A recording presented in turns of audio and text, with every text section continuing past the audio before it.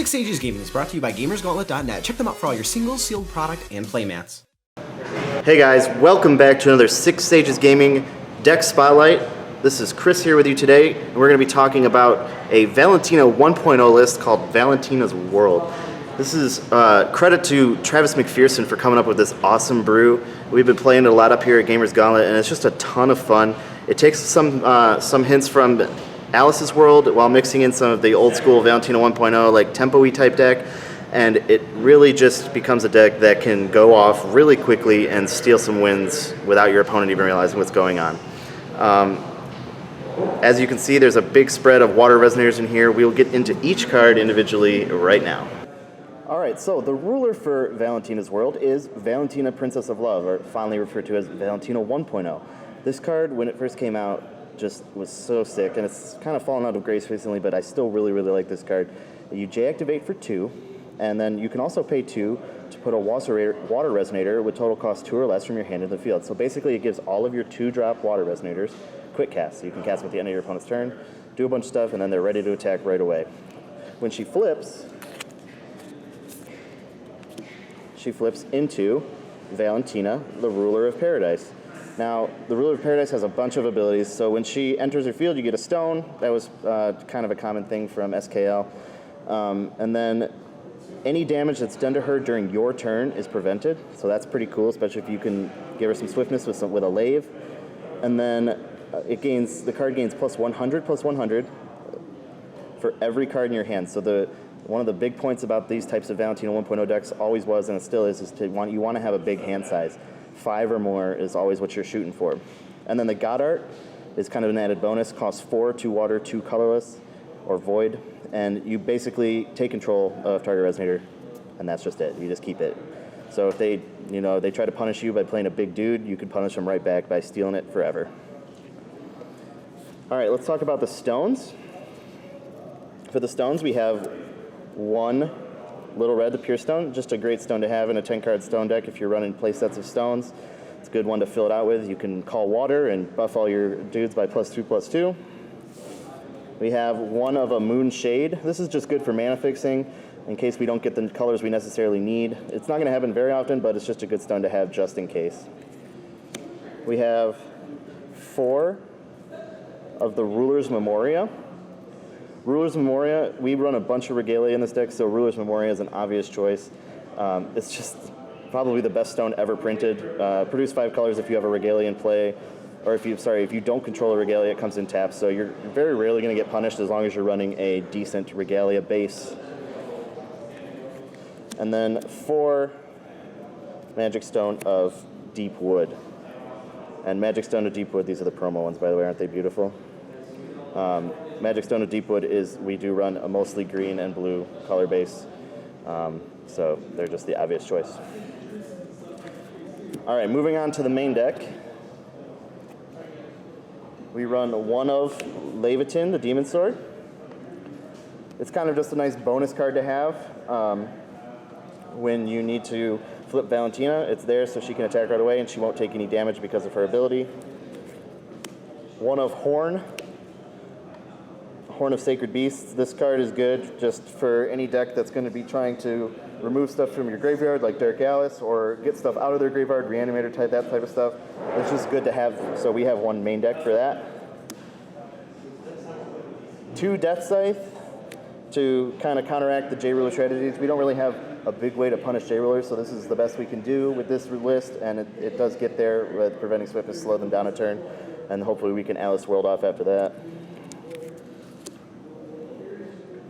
And then 4 of the main Regalia we play is Gleipnir, and this card was used in the original Valentina 1.0.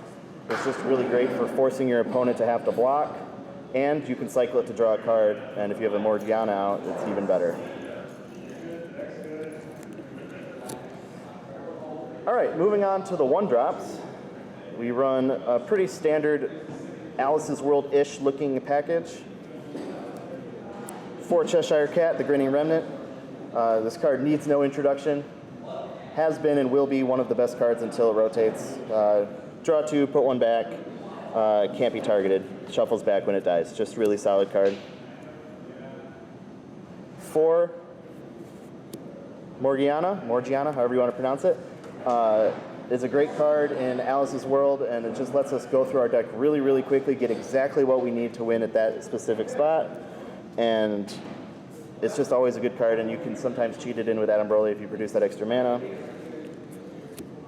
And then rounding out our 1-drops, we have 2 Wind Kitties, aka Familiar of Holy Wind. Drawing more cards, we're just trying to draw with this deck, and Familiar gets there with that.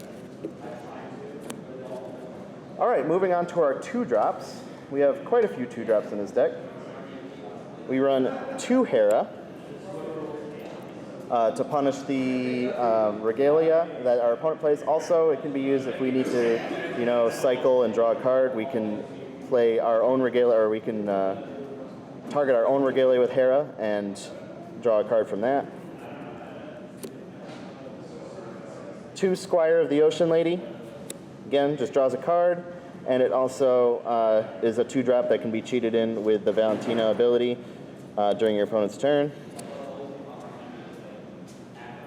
3 Alice's Soldier, same thing, can be cheated in during your opponent's turn, and it has the fantasy archetype, which is important for Alice's World discounts. Also, it's hexproof, don't want to forget about that, so it can't be targeted by anything. That's really fantastic in this meta. We have 3 Hattori Hanzo. Again, can be cheated in, draws us a card, and has the bonus of getting flying. So just a solid card all around. 3 Keen Sense. This is to prevent any flame or split heaven and earth shenanigans, that sort of thing. It's just good to have some counters in here. If we have green in the mana base, we might as well put some counters in here. And 4 of the bread and butter of this deck, Shangri-La. Shangri-La gives all of our Resonators +100/+100. And also, if we have 5 or more cards in hand, they get an additional +100/+100. So having multiple of these out is just phenomenal for buffs and for attacking with a bunch of our 2-drops all at once, especially if we're taking extra turns. And not to mention, when it enters, it draws us a card. So if you've noticed, so many cards in this deck draw us cards. Like, just a huge amount of cards are going to be drawing for us, which is just exactly what we want to be doing. Rounding out the rest of the deck, we have 3 of the big guy himself, Adam Broly. It's just become a staple in this format for anybody who wants to do anything good. Its versatility is unmatched, and most of the time you're going to be drawing a card and producing a will, which can let you drop another 1-drop or even a 2-drop if you have 1 will floating. Adam Broly is just an absolute beast, and he gets even better when he gets buffed up by Shangri-Las or multiple Shangri-Las. And finally, only 2 Alice's World. So, as you can tell, we're only running 2 Alice's World, which means we're not necessarily winning every game with Alice's World, but we don't need to win every game with Alice's World because of all the extra buffs we get from our beefier than the normal Alice's World deck Resonators. Obviously, normal Alice's World runs things like Gwyber, but we have a bunch of buffs and we have way more cards, and the versatility with that is really nice. Plus, we're drawing a ton more than the normal Alice's World deck, so we're going to be able to dig for these Alice's World a lot easier. For the sideboard, I would highly recommend leaving it up to your local meta, but a few cards that we have on our sideboard here, I'll show off a little bit. We run some Robes of the Fire Rat, 2 to be exact. It's just good because, red is rampant right now, and Lancelot is good. So Robe of the Fire Rat kind of shuts that down. Another thing that's also good, that fits into the theme of this deck as well, Maritime Lookout.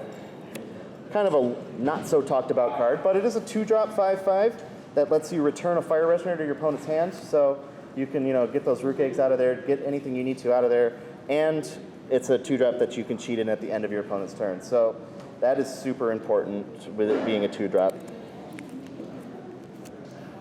A 1-of Speaker of Creation basically turns, us into a 3rd Alice's World. It allows us to go dig for 1 if we need to, and it's just good to have, and it's a light, but we have all the Ruler's Memoria, so we don't worry about that. 2 of the Heavenly Feathered Robe. This card is really interesting because you can just steal a Lancelot and hit them in the face with it. And they also become blue, so that's really good.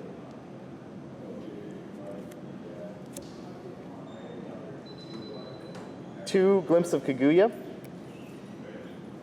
Glimpse of Kaguya is really great for punishing activate abilities, especially on like some of your J-Ruler things like that. They're trying to activate stuff to, you know, just punish you or reflect that kind of thing, so you can say no to that and draw an additional card by playing that.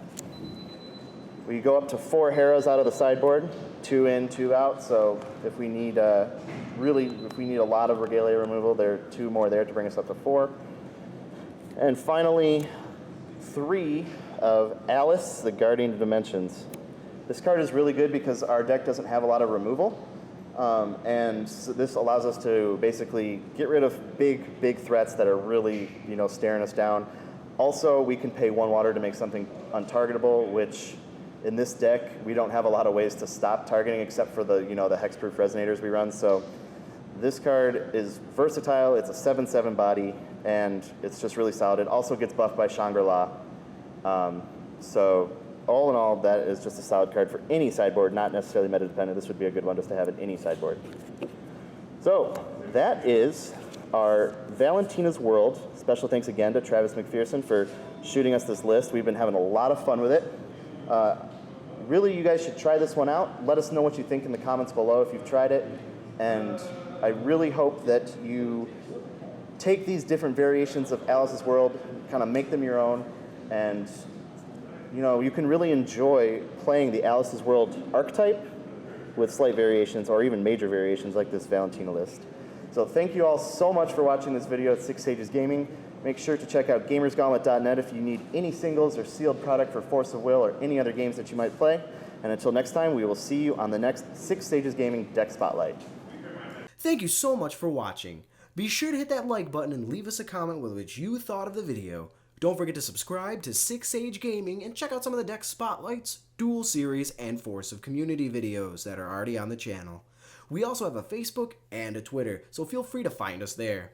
Lastly, if you have a deck that you would like featured in a video, be sure to drop us a comment below. Until next time, take it easy.